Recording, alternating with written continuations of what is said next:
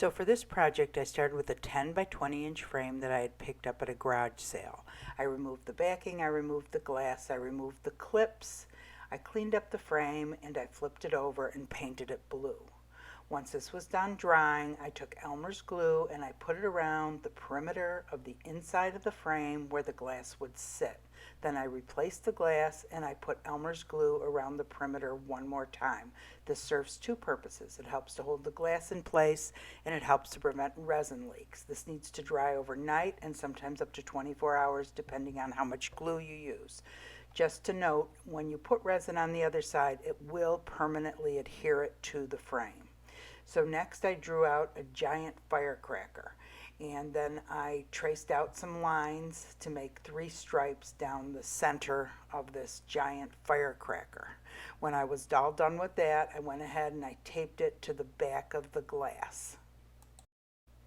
So the glass I'm going to be using in this project is Celestial Fire Glass, and I take Artist Loft Iridescent Medium, which I've done many times before, and mixed it with the Celestial Fire Glass.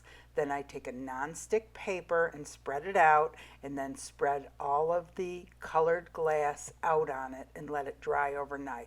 Spread it out as far as you possibly can from each other because it's kind of like a paint and it will stick together. After it's dried overnight, you just have to crumble it between your hands and it turns out absolutely beautiful.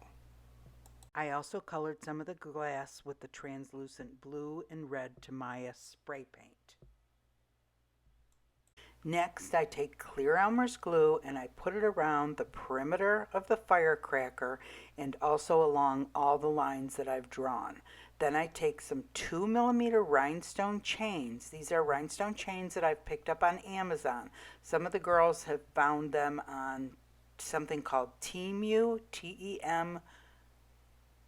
T-E-M-U, and I have also ordered some. I haven't got them yet, but they said that they are a very similar quality and they are a little bit less expensive than the Amazon ones. The only difference is you can't find the 4mm ones.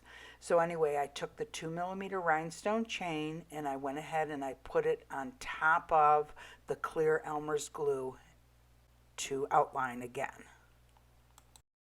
Do not worry about the clear Elmer's glue smearing or smudging or being too much of it, because once you put resin on it, it dries totally clear. Next, I started laying the glass down. First the white, then the red, then the blue. And just so you know, sometimes I will put Elmer's glue down on the glass first, the clear Elmer's glue, to secure the glass in place if I'm going to be moving it around a lot. But because this had secure perimeters with the rhinestone chains that had been glued down and were secured in place, I didn't really worry about the glass moving around that much, and I just went ahead and put it down after the rhinestone chains had dried overnight. Next, I make some resin stars out of some DICTION resin. So this is a 1-to-1 ratio resin, 4-hour demold, 24-hour cure, but as I've said before, it takes longer. It's really sticky after 4 hours, takes closer to 6 or 7 hours. So I just divvy it up in 3 different cups and add mica powder, blue, red, and a sparkly white to the resin. And then I just pour them into this resin mold. And I don't know, I think I picked up this resin mold at Michael's, and it may have been over in the baking section is what I want to say, because all of the baking molds are also silicone molds and they work really well for this kind of a project. I guess I shouldn't say baking. I believe it's in that section, but it's a candy making mold. Now the thing to remember about the molds are, if it's a shiny mold, your resin will be shiny. If it's a dull mold, it will not be shiny. But you can pour resin over it when you put it on your project, and of course it'll become shiny again. So here I am just taking them all out of the mold, and I'm using and putting them where I think they should go, and then I'm taking the little white ones out and putting them on top of the blue part. And I had made some of the larger white ones up prior to that, or I might have had some extra from my last project.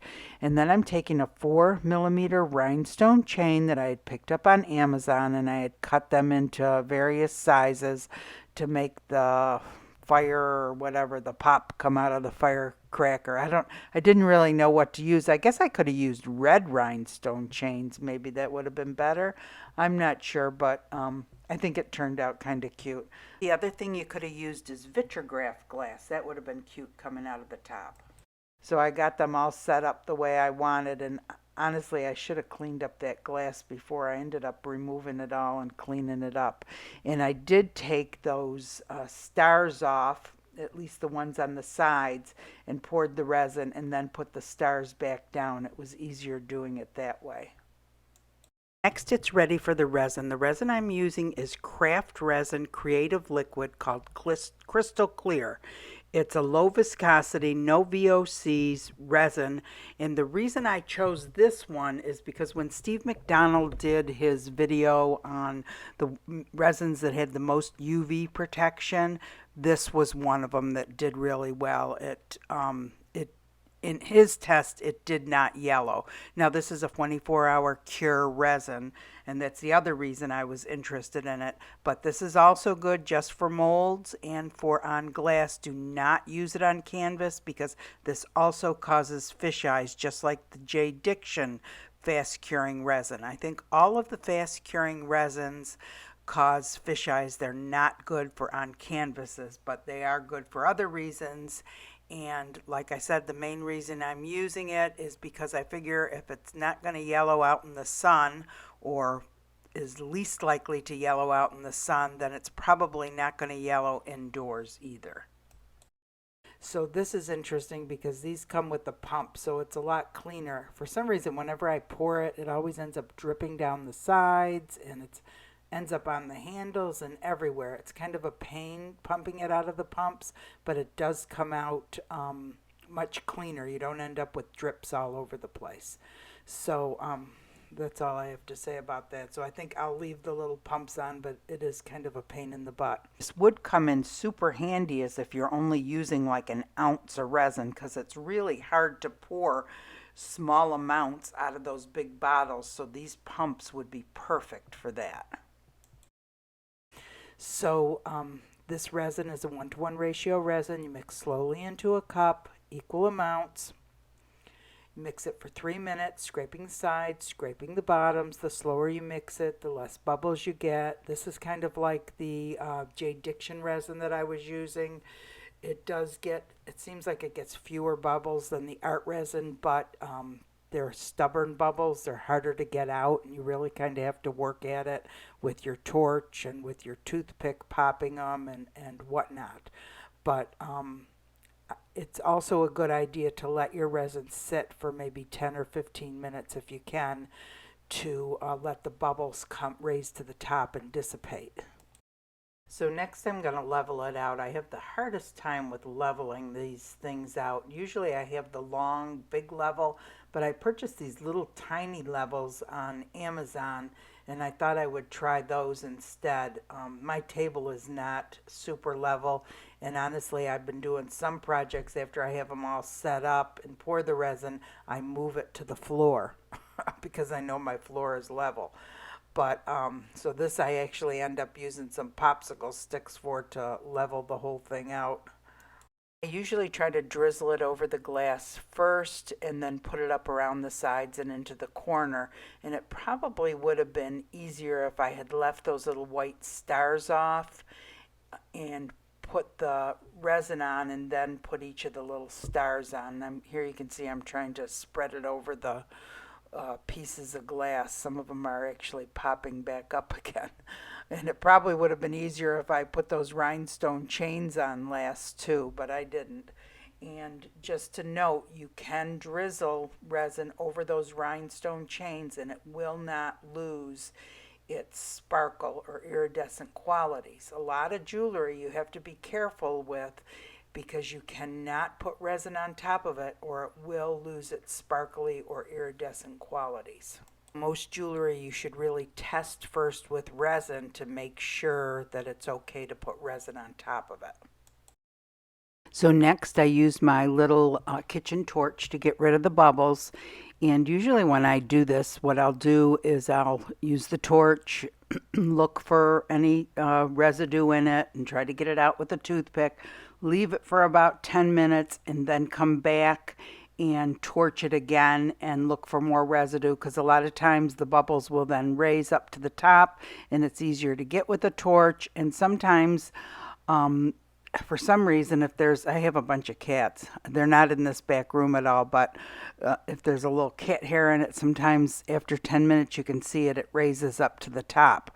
But you really need to get down eye level with it and turn it into different positions to make sure that there's no residue in it. And then I put the stars on last, and I think I drizzled a little bit of resin over the top of each of those, although they were shiny. To begin with. I think I had mentioned that if the mold is shiny on the bottom, then when you take your piece out, it'll be shiny, because the bottom is really the top. And if it's not, it will be dull, just like the mold, if the mold is dull.